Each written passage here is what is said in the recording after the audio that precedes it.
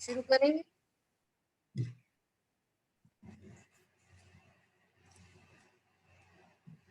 जयति परम ज्योति समम समस्तैरनंत पर्यायैः दर्पण तलेव सकला प्रतिफलति पदार्थ मालिका यत्र। पुरुषा सिद्धि उपाय ग्रंथ। अभी तक 10 धर्म की चर्चा, 10 धर्म के बाद 12 भावनाओं की चर्चा, और 12 भावनाओं की चर्चा होने के बाद अब 22 परिचय की चर्चा शुरू कर रहे हैं।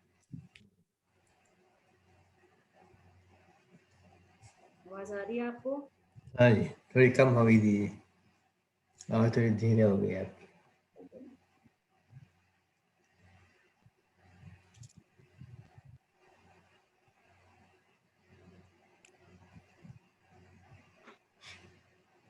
कुशल भाई आवाज आ रही है? अब ठीक है। हाँ ठीक है।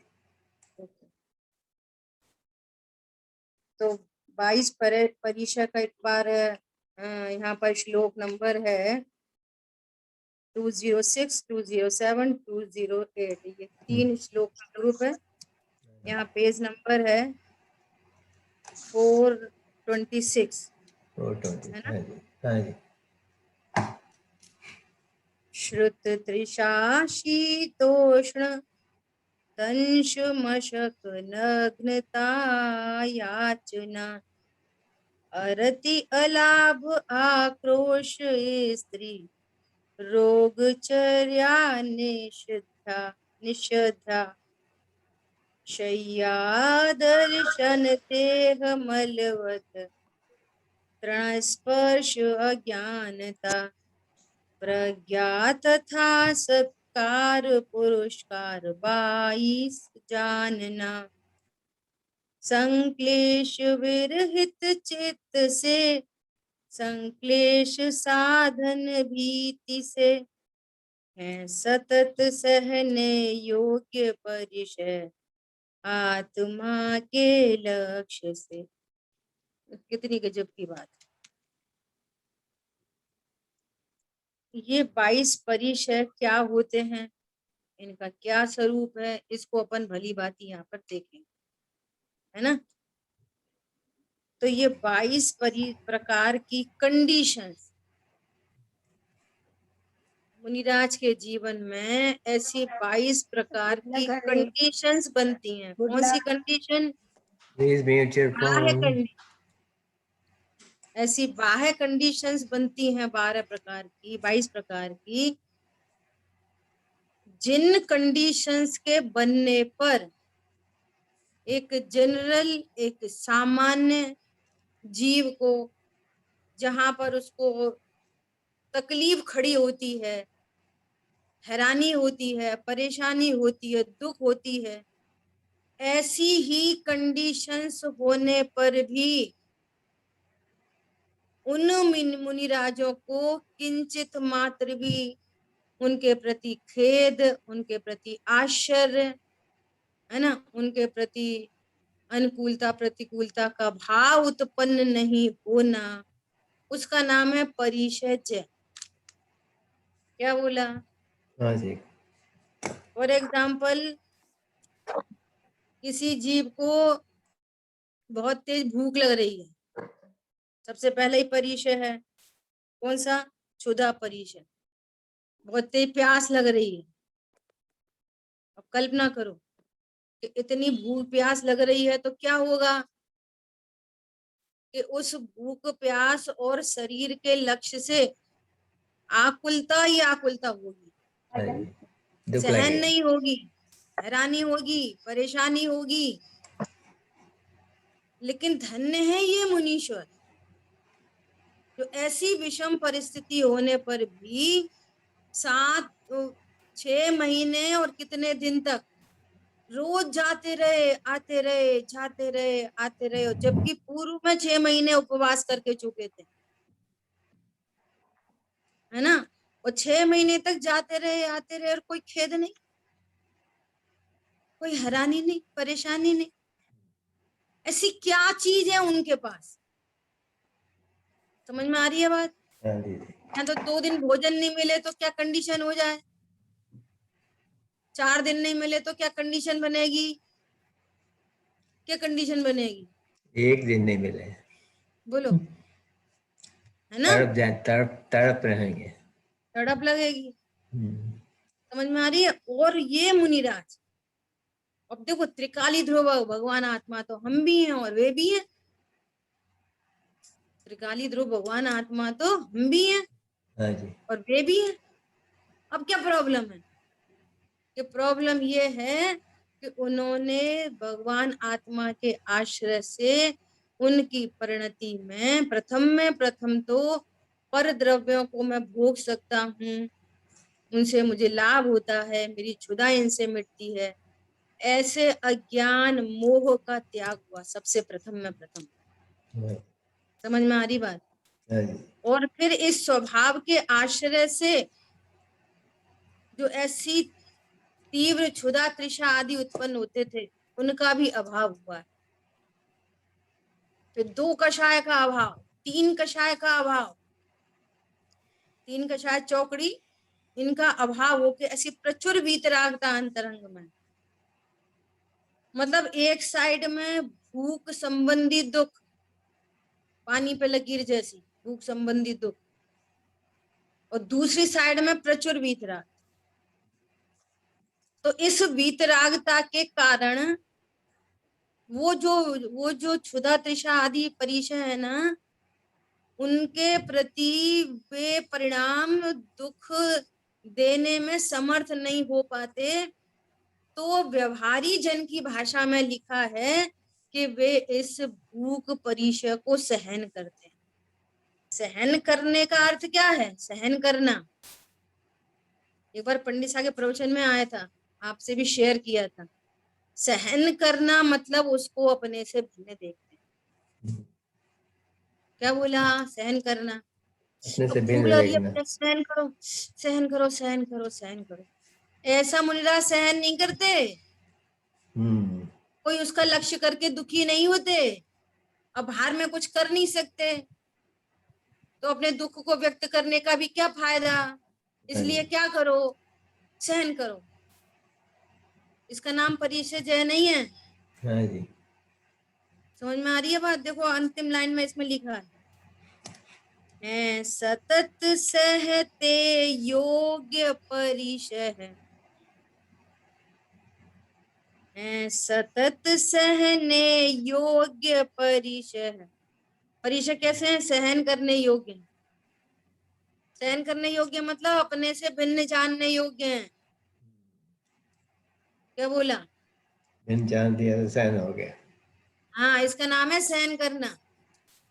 सहन मतलब दुखी होना नहीं, या उसको उसको गौड़ मात्र गौड़ करना। गौड़ तो होता है पर मात्र गौड़ करना नहीं। वो सहन तो फिर त्रियंच गति के जीव भी करते हैं, क्षुधा तृषा। विकल्प नहीं है अभी। विकल्प नहीं। अब देखो विकल्प नहीं का भी भाव भी चर्चा करेंगे। हम्म, कैसे कैसे परिचय से करते हैं? आत्मा के लक्ष्य से। अब देखो, सुनना बहुत ध्यान से, एक मार्मिक बिंदु। कैसा? जैसे अभी अपन सब स्वाध्याय कर रहे हैं, है ना?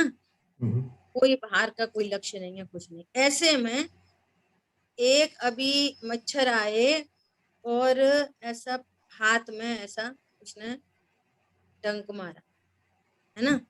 हाँ जी। अभी मैं समझो कि अपन चर्चा ही कर रहे हैं, तो चर्चा तो चल रही है, लेकिन अभी यहाँ पर एक मच्छर काट जाए तो चर्चा तो अपनी साइड से चली रही है। चलते में हाथ ऐसे पहुंच जाएगा, बिना सोचे समझे, अबुद्धि पूर्वक कह लो इसको। क्या बोला? ध्यान जाएगा वहाँ। पॉइंट समझ में आ रहा है? चर्चा नहीं रुकी। अभी पैर में कोई मच्छर ने काटा तो चर्चा तो चली रही है, और चलते चलते ही ऐसे पैर में हाथ चला जाएगा और ऐसे उसको सहला दे। पॉइंट समझ में आ रहा है? हाँ जी। और उन यहाँ ये घटना क्यों घटी? ऐसी घटना क्यों घटी? कि वो उस संबंधी ज्ञान होते से ही, वहां चूंकि कषाय विद्यमान है, तो कषाय विद्यमान होने के कारण उसे संबंधी योगों का परिस्पंदन, उसी संबंधी हाथ का हिलना, वो सब क्रिया ऑटोमेटिक हो गई, हाँ जी, ऑटोमेटिक, प्रयत्न नहीं करना पड़ा। बिना एफर्ट के, अलग से एक्स्ट्रा एफर्ट नहीं कोई, तो चल ही रहा है वो। तो ये स्वाध्याय के काल में भी बात कर रहे हैं, स्वाध्याय कर रहे हैं, कोई लक्ष्य नहीं है शरीर का, जानबूझ के बुद्धिपूर्वक कोई लक्ष्य नहीं है, लेकिन इतना होने पर भी अभी कोई मच्छर ऐसा कर जाए, है ना, तो ये होगा। तुरंत वहां हाथ पहुंचता है। हाँ जी, क्यों? क्योंकि कषाय की विद्यमानता है, यदि स्वरूप को नहीं जानते तो अज्ञानता है।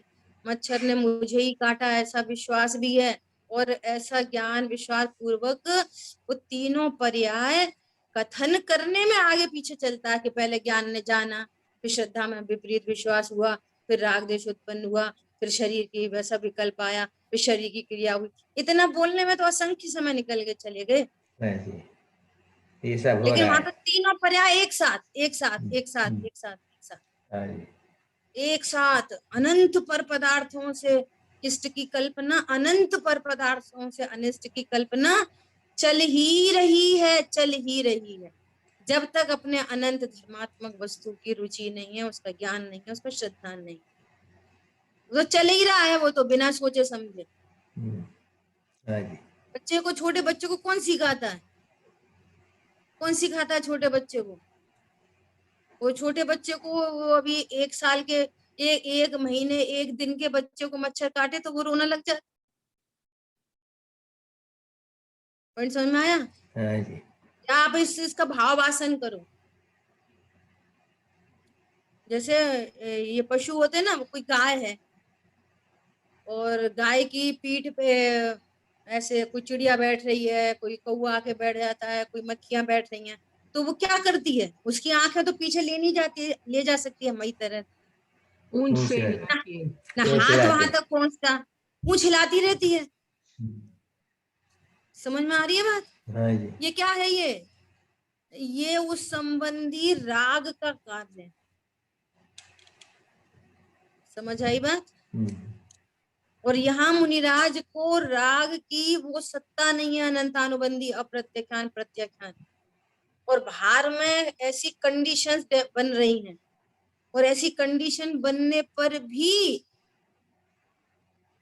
उनकी परिणति आनंदित है, इसका नाम परिचय है। जय, क्या बोला?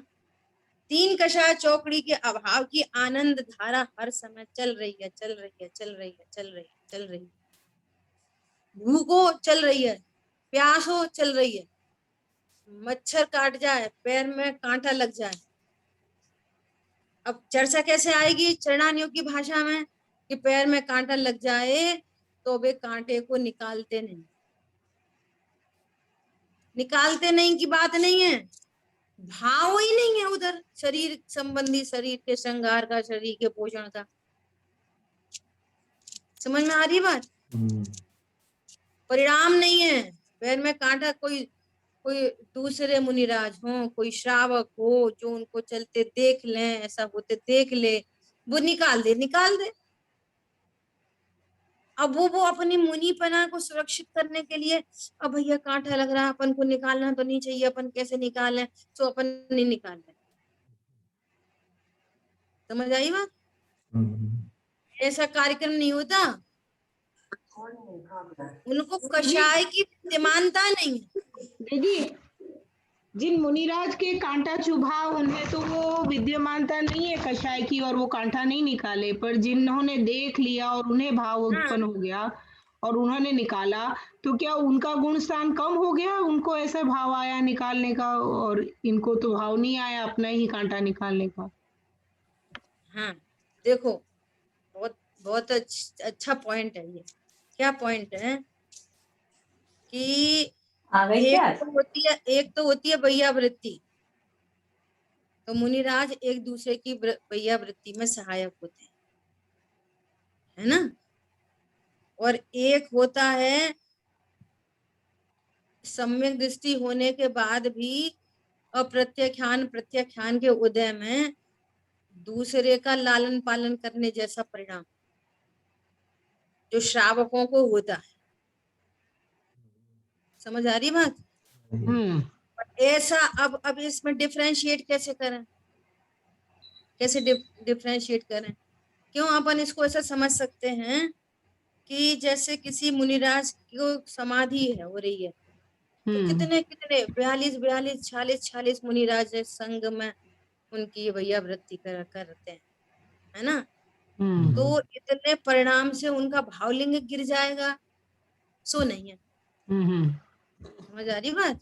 तो उतने संजुलन संबंधी कषाय विद्यमान, तो वो पर के उपकार के प्रति चूंकि प्रतिक्रमण आदि की भी व्यवस्था है, तो जहाँ प्रतिक्रमण की व्यवस्था है तो उसका अपोजिट वो कषाय की मंदता की व्यवस्था हो जाएगी। ये एक वे हो सकता है अगर अपन युक्ति न्याय से बात करें। समझ आ रही बात? तो उसमें कोई गुणस्थान गिरने की बात नहीं,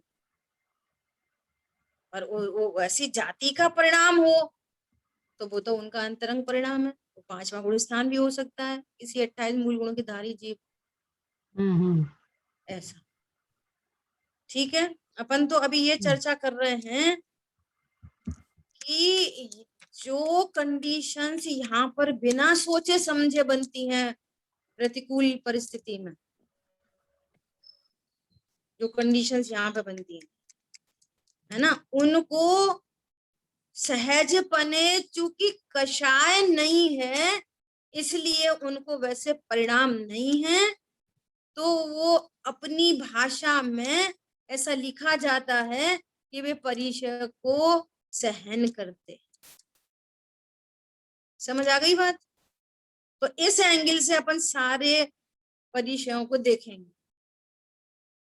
और पंडित साहब की पुस्तक में भी जिनेंद्र आराधना संग्रह में भी पंडित साहब ने हर परिचय के बारे में 2-2 लाइनें लिखी, बहुत मार्मिक लाइन है, पूरा वस्तु स्वरूप को लेते हुए भी वे लाइन है, तो अपन उनको भी कंसल्ट करेंगे।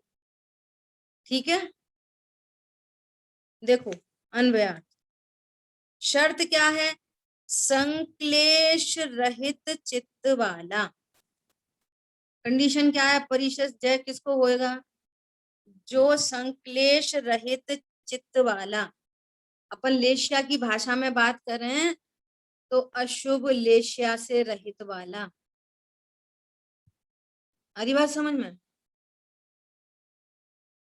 संक्लेश निमित्त, संक्लेश के निमित्त से अर्थात संसार से भयभीत साधु को, देखो संसार से भयभीत साधु को, अरे यदि मैं देह का लक्ष्य करूंगा, ऐसे पूरा अपने को सेल्फ संबोधन बारे भावनाओं को लेके, हे मुने तूने जब दीक्षा अंगीकार की थी तो क्यों अंगीकार की थी, क्या लक्ष्य था? अरे मैं तो मोक्ष की प्राप्ति चाहता हूँ। ये देह का लक्ष्य योग्य नहीं है ना। इस देह का लक्ष्य करने पर नियम से संसार होता है, कुगति होती है, और ये देह तो दुर्जन है, इसके ऊपर जितना उपकार करो ये तो विपरीत ही फल देती है। ऐसा वगैरह वगैरह जो 12 भावना की चर्चा चल गई, उस एंगल से लिखा है संसार से भयभीत साधु को। भय नहीं, ऐसे भयभीत नहीं रहते, ये भय का भी अर्थ समझना पड़ेगा। अब पता नहीं भैया इस लोक का भय परलोक का भय, ऐसा भय नहीं। कौन समझ में आ रहा है? जैसे कोई स्टूडेंट हो और वो 90% गेनर हो तो वो भी समय खोटी करने का भयभीत रहता है। समझ में आ रही है? ऐसा भय नहीं होता कि मैं फेल हो जाऊंगा। पॉइंट पकड़ में आ रहा है? और कोई पढ़ता ही नहीं है तो वो तो भयभीत है ही है हर समय।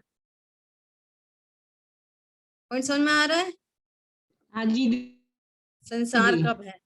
हाँ, भयभीत साधु को निरंतर क्षुधा तृषा शीत उष्ण नग्नपना प्रार्थना अरचती, अलाभ, मच्छर आदि का काटना, कुवचन, रोग का दुख, शरीर का मल, तृणादि का स्पर्श, अज्ञान, अदर्शन, इसी प्रकार प्रज्ञा, सत्कार, पुरस्कार, शयन, गमन, वध, आसन और स्त्री, ऐसे 22 परिचय भी सहन करने योग्य हैं। 10 धर्म पालन करने योग्य हैं, 12 भावना भाने योग्य हैं और 22 परिचय सहन करने योग्य हैं।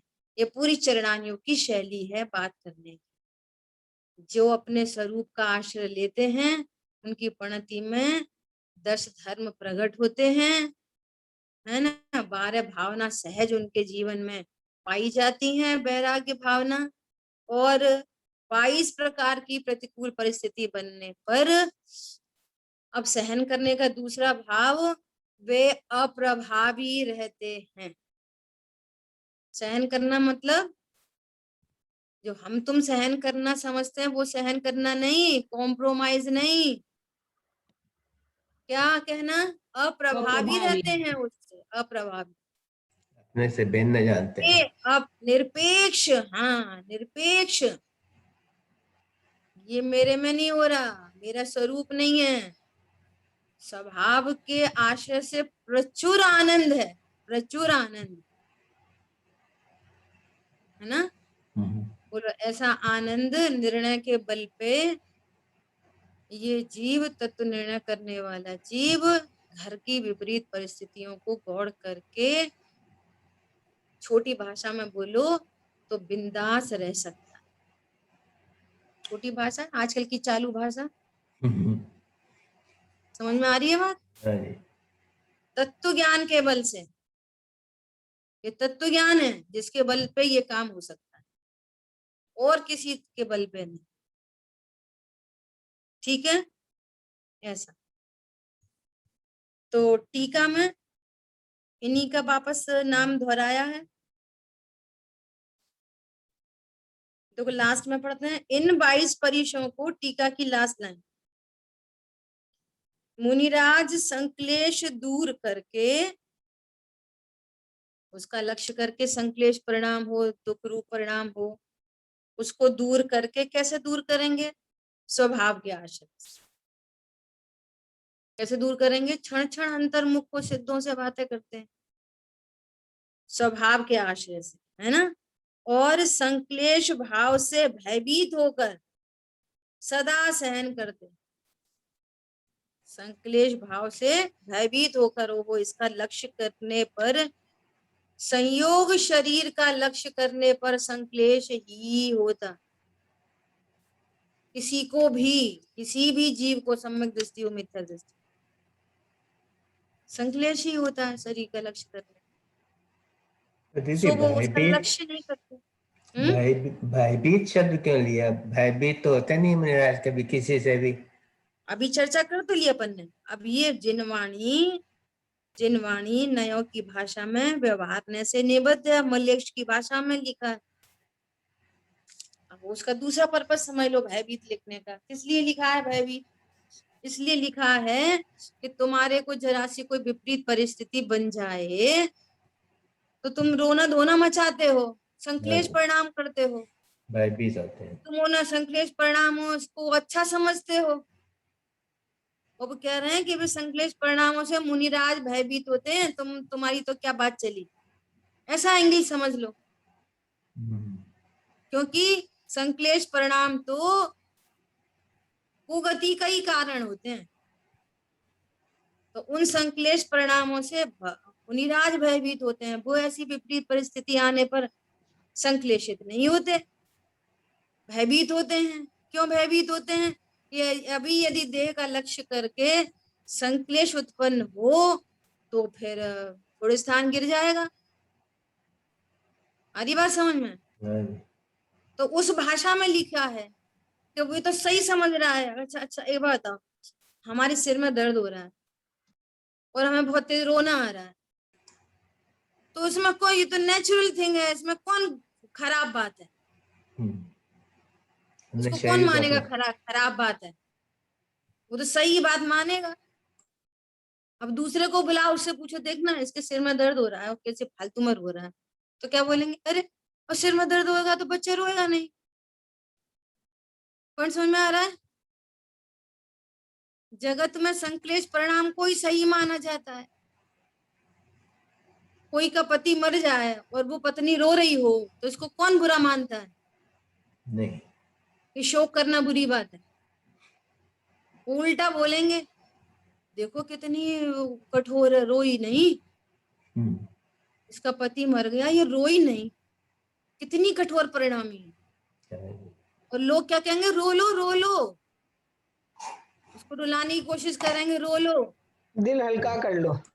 हल्का कर लो। कोई रो लेता है ना तो उसका मन हल्का हो जाता है। ये तो सारी विपरीत धारा है ना, पूरी की पूरी। कल चर्चा की थी ना, सुबह की थी कि पता नहीं अपने यहाँ कल की थी कहाँ, कि ये संसार, सुबह हुई थी ये, कि संसार की गति से बहती जो नदी है ना इस धारा की, उससे एकदम ऑपोजिट धारा है ये। जिन चीजों को लोक में अच्छा माना जाता है उससे उल्टी धारा है। वो व्यक्ति सही समझता है। हमारी बात समझ में, वो एंगल है यहाँ पर। वे मुनिराज भयभीत होते हैं संक्लेश परिणामों से, और तुम तो उसको सही सही बोल रहे हो, ऐसा नहीं करें तो क्या करें। कोई हमें पीटेगा तो हम रोएंगे नहीं? बोलो। हाँ जी। यहाँ कह रहे हैं कि उसके पीटने से तुम रोए नहीं, इसको कौन मानेगा? क्या बोला? उसके पीटने से नहीं रोए, अपने संक्लेश रोए परिणाम। नहीं। हाँ, उसके पीटने से नहीं रोए, इसको कौन मानने वाला? अरे उसने हमें बहुत बुरा, अभी आएगी ये सारी चर्चा, कैसे कैसी हाँ बात जी। कह रहे हैं। देखो, तृणादि का स्पर्श हुआ और क्या बोल रहे हैं, कोई हाँ निंदा करे, कोई प्रशंसा करे। आज तो हम बहुत खुश हैं। क्यों खुश हैं? आज तो हमारे पति ने हमारी बहुत प्रशंसा की। तो हमारी प्रशंसा का कारण कौन है? वो हमारे खुश होने का कारण कौन है? कि पति की प्रशंसा। यहाँ कह रहे हैं किसी की प्रशंसा से कोई सुखी होता नहीं। तुम्हें जो खुशी हो रही है वो प्रशंसा से नहीं हो रही, तुम्हारे उस क्रम में तुम्हारे चारित्र गुण की ये मंद कषाय रूप या हर्ष रूप ये क्रमबद्ध में उत्पन्न होने वाली पर्याय है, और इसमें अंतरंग निमित्त है कर्म का उदय। ज्ञान से कहो तो ज्ञान में है निमित्त पर लक्ष्य, लेकिन पर में से तो ये पर्याय आई नहीं, आ सकती नहीं है जी। आ सकती नहीं। एक द्रव्य दूसरे द्रव्य की पर्याय को निकालेगा क्या? ओहो, पति के मरने से आज तक कोई रोया नहीं, ऐसे पत्नी के मरने से आज तक कोई सुखी दुखी हुआ नहीं। सब लगा लो संयोगों की साइड से। हाँ जी। क्यों? जिसको जैसा जैसा राग है, जैसा जैसा वो उस संबंधी शोक है उसको। बहुत कठोर बातें हैं। जिसका जिसका पति अब कुछ मतलब का नहीं रहा ना, तो वो देखो कितना रोती है। सपोर्टर नहीं हो और उसको बुरा भला कहता हो, फिर वो कितना रोती है। होते ना ऐसे तरह तरह के कर्म के उदय, पति उसका सपोर्टर नहीं है बिल्कुल, तो कितना रोती है। और दूसरा सीन देखो, दूसरा सीन कि किसको पति मान रही है, शरीर को कि आत्मा को? शरीर को। शरीर को। अब आत्मा निकल गई, अब अकेले कमरे में छोड़ दो उसको, घर में कोई नहीं हो कदाचित, अकेली रह सकती है उस पति के साथ में, नहीं या रह पति उसके साथ में? अब उस डेड बॉडी जो कुछ मतलब की नहीं है, कुछ नहीं कर सकती, एकमात्र पुद्गल का पिंड पड़ा है, वो डस्ट पार्टिकल पड़े हैं, बोलो वो क्या करेंगे? लेकिन शरीर के साथ नहीं रह सकती। कोई भी लगा देना, रह सकती, रह सकता, एनीबॉडी। हाँ जी। बच्चा हो ना, छोटा सा बच्चा, और उसकी डेड बॉडी हो और अकेला छोड़ दो, रह नहीं सकेगा उसके साथ में। हाँ जी। और अब कोई बोल दो कि आत्मा आई है, आत्मा तो आत्मा के साथ नहीं रह सकते। क्या कंक्लूजन क्या निकल रहा है इस चर्चा से? ये चल रहा है कि पर के कारण कुछ नहीं हो रहा, पर के कारण कुछ नहीं हो रहा। जो कुछ भी हो रहा है ना, वो अपनी परिणति है उस संबंध की, अपनी लहर उत्पन्न हो रही है अपने क्रमबद्ध में। पॉइंट समझ में आ रहा है? हाँ जी। ऐसा नहीं तो बाहर की परिस्थिति होने पर सबको एक जैसे भाव होने चाहिए, सो नहीं होते सबको एक जैसे भाव। जिसकी जैसी परिणति बननी है वैसी बनती है, और अपनी योग्यता के अनुसार बनती है, और उसमें निमित्त अंतरंग निमित्त कर्म का उदय है। हाँ जी। स्वरूप ऐसा है। ठीक है, हाँ जी। देखो अब क्षुधा परिचय। भूख के वशीभूत होकर सब जीव बहुत दुख पाते। आई ना बात? भूख के वशीभूत होकर सब जीव दुख पाते हैं, परंतु मुनिराज को जब क्षुधा वेदना होती है तब ऐसा विचार करते हैं कि हे जीव, तूने अनादि काल से संसार के परिभ्रमण करते हुए अनेक प्रकार की अनंत पुद्गल राशि का भक्षण किया। चरणानियों की शैली है, चरणानियों के एंगल से लिखी गई। क्या बोला? कैसा संबोधन करते हैं अपने को? बहुत सेल्फ भक्षण किया। भक्षण किया कि नहीं किया आज तक? हारी हूँ पर ऐसा बोलो। ऐसा जिनवाणी कहते में हैं। लिखे हैं ऐसे शब्द। स्वरूप नहीं जानेंगे तो काम नहीं चलेगा। नयों की भाषा नहीं समझेंगे ना तो काम नहीं चलेगा। क्या कह रहे हैं? ये एंगल है, ये भी एक एंगल। परलक्ष्य है ना, तो परलक्ष्य में ऐसा एक एंगल है विचार करने का, तो उसको यहाँ पे बताया जा रहा है कि अनंत पुद्गल राशि का भक्षण किया तब भी तेरी क्षुधा शांत नहीं हुई, तथा नरकादि नरक गति में भी अत्यंत क्षुधा सहन की। अभी तू इस समय मोक्ष की प्राप्ति के लिए तैयार हो गया है। पर्पस क्या है? 28 मूल गुण का पालन किया, सुख स्वभाव की का प्राप्ति। आश्रय, तीन सुख तीन की कषाय प्राप्ति। हाँ, अभाव हुआ, तो अब तो इस संसार समुद्र से छूटने की बारी आई है। तो क्या कह रहे हैं?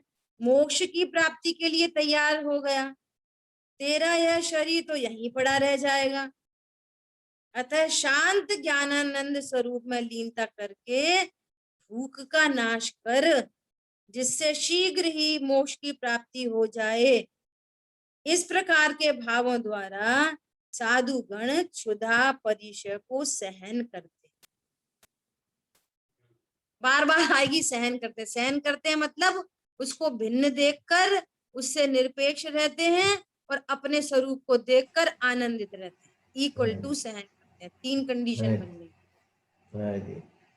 उसको भिन्न देखते हैं, उससे निरपेक्ष रहते हैं। पर लक्ष्य से ये दोनों बातें, भिन्न देखना और निरपेक्ष होना, और स्वभाव के आश्रय से क्षण में वीतराग परिणति नई और एक और उत्पन्न हो गई, तो आनंद करते हैं। और यहाँ क्या होता है कि वो दुख उत्पन्न हो रहा है।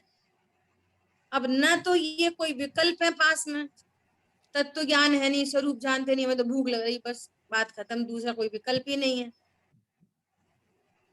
क्या विकल्प है? कुछ नहीं है। हम तो शरीर हैं और हमें भूख लग रही है, और भूख लग रही है तो खाना चाहिए, कोई विकल्प ही नहीं है दूसरा।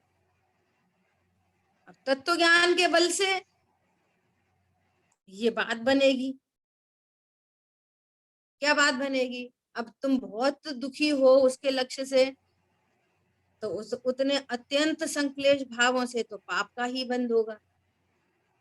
मिथ्या दृष्टि जीव को भी उस भूख के परिणाम के लक्ष्य से अधिक दुख होगा, तो अधिक दुख होने पर पाप ही बंधेगा, और वहां से उपयोग को डाइवर्ट होके देवशास्त्रु का लक्ष्य करेगा तो पुण्य बंध होगा।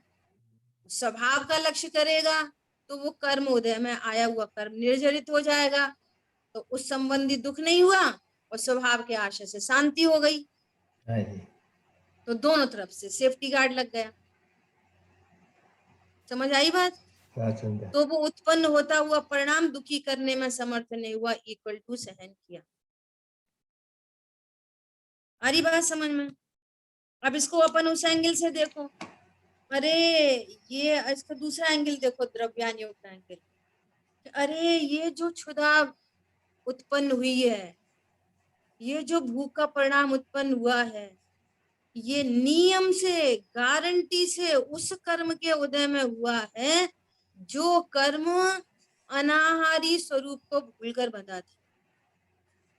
आज जितने भी क्षुधा के परिणाम उत्पन्न हो रहे हैं, जिसको भी, मुनिराज तक को भी, वो अज्ञान दशा में अनाहारी स्वरूप को भूलकर, उसको अर्थात उसको न जानकर, मैं ज्ञान स्वरूप हूं ऐसा न जानकर वो कर्म बंधा है, तब वो उदय में आ रहा है, तब ये क्षुधा का भाव उत्पन्न हुआ।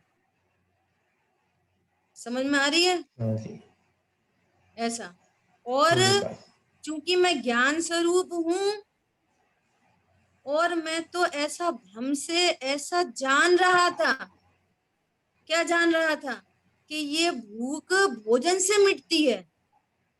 और आज मुझे दो द्रव्यों की भिन्नता समझ में आई है कि ये भूख का नाश कभी भी परद्रव्य से नहीं होता, क्योंकि अनाहारी स्वरूप को भूलने से कर्म बंधा है।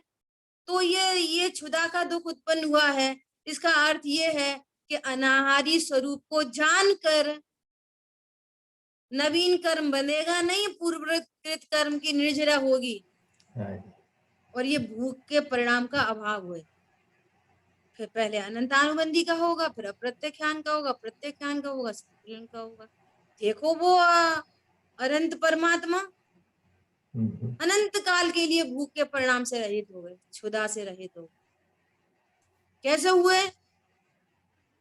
स्वभाव के कैसे ज्ञान हुए? से। हाँ, स्वभाव को भूलने से ये भूख का परिणाम कर्म बंधा है और उसके फल में ये हो रहा है। तो स्वभाव को जानने से ये भूख मिटेगी, हाँ जी, भोजन करके नहीं मिटेगी।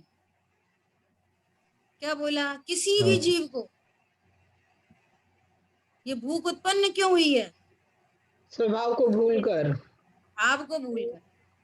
ये भूख मिटेगी कैसे? भोजन करके, स्वभाव के आश्रय से ही। स्वभाव के आश्रय से। और उनके पास तो बहुत आश्रय हो रखा है, तो ऐसे भूख का परिणाम होने पर वो क्षण में स्वभाव का आश्रय करते हैं। तो हमारी तुम्हारी भाषा में कह रहे हैं कि परिचय को सहन करते, हाँ जी, वे तो उससे निरपेक्ष रहे हो के आनंदित होते। आ रही बात समझ में? हाँ जी, देखो अभी इस बात को अपन, कितना टाइम हो रहा है अपने पास? अभी 5 मिनट है ना। देखो दो तरीके से अपन इसको बात को समझेंगे, और आज अपन समय लगा रहे हैं इस चीज पे, तो अपने पूरे 22 परिचय में ये सब बातें घटित होंगी, है ना। देखो 1 मिनट निकालेंगे, 250 पेज है जिनेन्द्र आराधना संग्रह में। क्या लिखा है क्षुधा परिचय में? भूख लगे आहार न पाए, भूख लगे और आहार न पाए तो अनाहारी चिद्रूप लखाए। क्या करे? अनाहारी चिद्रूप लखाए, ज्ञानामृत भोजी मुनिराय,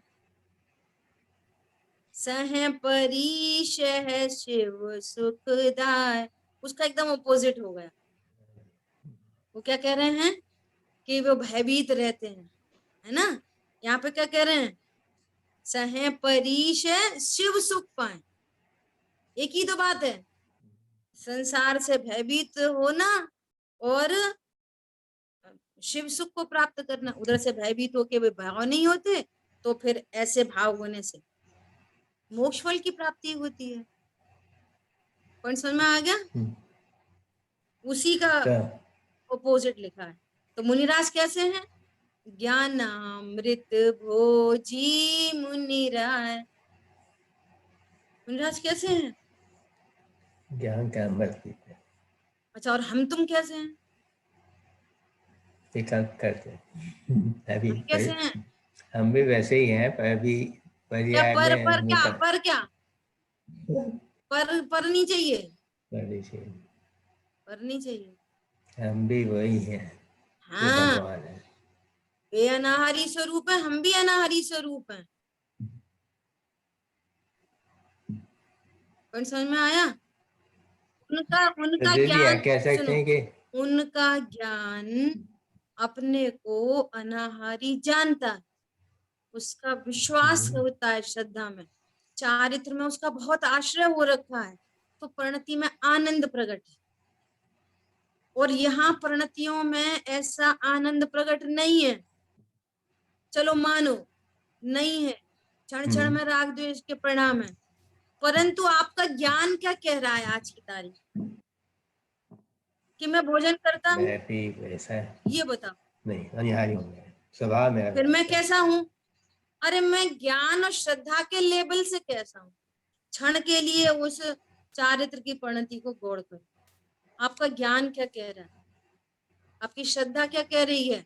आगम के अनुरूप, चलो स्वभाव का लक्ष्य नहीं हुआ, तीन आनंद नहीं प्रकट हुआ, अभी ज्ञान ने ज्ञान का भेदन नहीं किया, सब सारी बातें लगा लो, सारी कंडीशंस हाँ जी, अनुभूति की फुलफिल करो, परंतु फिर भी आगम प्रमाण से आपका ज्ञान क्या कहता है? बोलो क्या कहता है? मैं तो क्या अनिहारी मैं हूँ। क्या मैं हाँ जड़ सकता भोजी है। हूँ? बोलो। ज्ञान ज्ञान कहता है कि मैं अनिहारी ही हूँ। बस ऐसा, ज्ञानामृत भोजी मुनिराय, अरे ज्ञानामृत भोजी मम स्वभाव। ये मुनिराज को थोड़ी समझा रहे हैं 22 परी से, वे तो इनका पालन करते ही हैं, हमें बता रहे हैं। हाँ जी, हमारी बात समझ में? हाँ जी, हाँ जी। कितनी गजब की बात है। और देखो, कौन सा पेज का है इसका, जिनेन्द्र रत्ना का? 250 पेज है, 250। 250 हो गए। अच्छा, अभी इसी चीज को 270 पेज पे अक्षय तृतीया की पूजन हो रहा है। देखो वहां से भी बहुत अच्छी चर्चा है, किस लिए करते हैं, जिससे अपना एकदम कॉन्सेप्ट क्लियर हो जाए, है ना? नहीं सॉरी, अक्षय तृतीया की पूजन 83 पेज है, अक्षय तृतीया की पूजन का 83 पेज। देखो जयमाला में कितनी गजब की बात लिखी है, बहुत गजब की बात लिखी है जयमाला, और अपने को एकदम क्लियरिटी होगी। देखो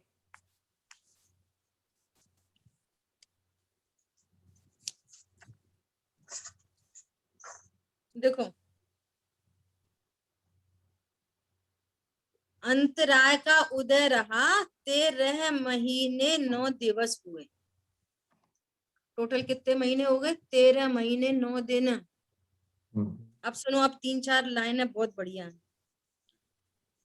धन्य मुनीश्वर धन्य आत्मबल, आकुलता का लेश नहीं, तृप्त स्वयं में मग्न स्वयं में, किंचित भी संक्लेश नहीं, इक्वल टू परिषद।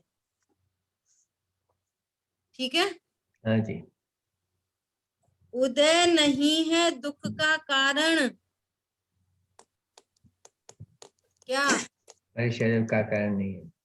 उदय नहीं है दुख का कारण, यदि स्वभाव का आश्रय हो।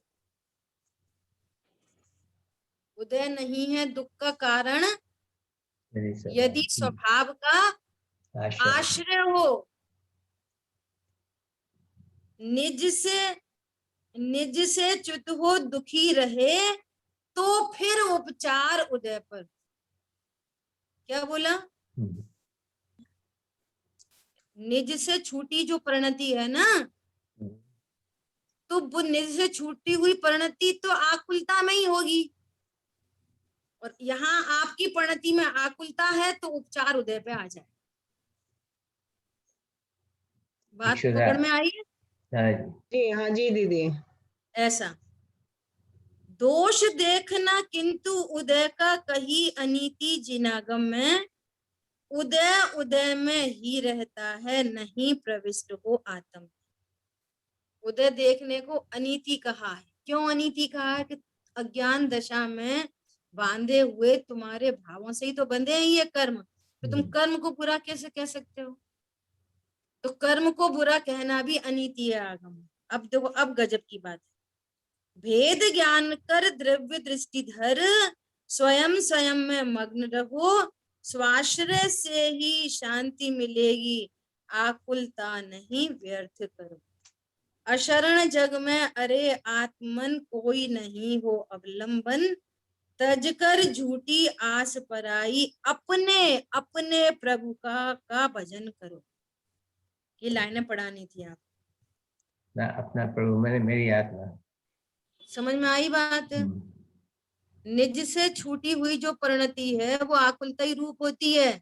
वो स्वयं से उत्पन्न हुई है, अपने स्वकाल में उत्पन्न हुई है, अपने आधार से उत्पन्न हुई है, अपने षटकारक से उत्पन्न हुई है।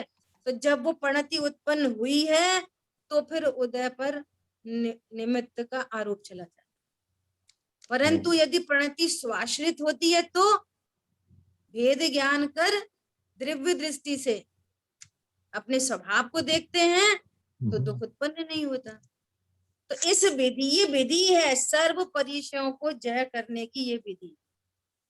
और जब मुनिराज के लिए ये विधि है तो हमारे लिए कौन सी विधि है? यही विधि है, यही विधि है। समझ आई बात? इसलिए न परद्रव्य सुख दुख के कारण है, न कर्म का उदय सुख दुख का कारण है। दुख मतलब पराश्रित परिणति और सुख मतलब स्वाश्रय से होने वाली आनंद रूप परिणति। बस इलाज एक ही है, बस इलाज एक ही है, स्वभाव में है ना। बस ठीक है, शेष चर्चा करेंगे। वाणी के ज्ञान से सूझे लोकालोक, सोवाणी मस्तक बोली द्वारशांगमयी जिनवाणी माता की जय हो। आज पूरे देश में सब जगह मेरा मन था थोड़ा सा श्रुत पंचमी पे चर्चा करने की, मिस हो गई बात। सब लोग गोष्ठियों को अटेंड कर रहे होंगे, सब परिचय रहा होगा, है ना।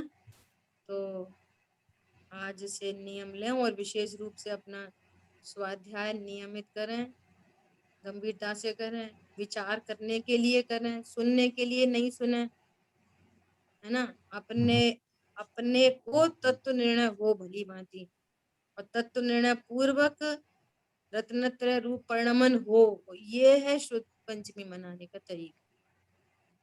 ठीक है। जय जिनेन्द्र।